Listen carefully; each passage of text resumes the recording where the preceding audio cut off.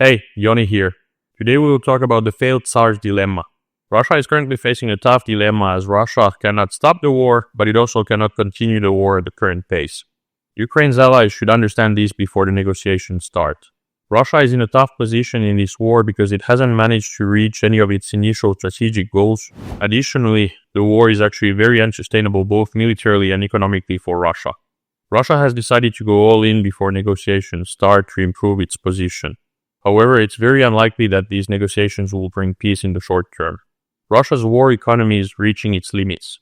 There are growing indications that Russian statistics are hiding some of the difficulties faced by the economy. Russia is currently unable to increase production enough to replace losses. Currently, half of the shales that Russia uses in Ukraine come from North Korea. To resupply its forces, Russia has been using its large stockpiles of equipment that it inherited from the Soviet Union. Many of these stockpiles are starting to run out, and others will run out in the next 12 to 18 months. Russia is losing equipment much faster than it can produce.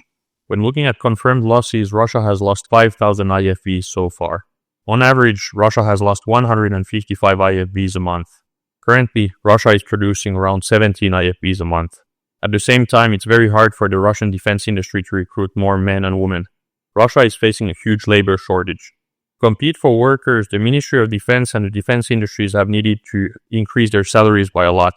The combination of the shortage of labor with increased public spending and sanctions has led to high inflation in Russia. Inflation in Russia is so high that the central bank has needed to increase its key interest rate to 21%.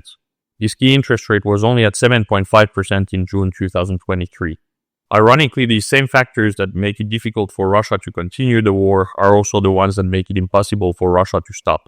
Russia's current economic growth and low unemployment are both results of the high public spending related to the war.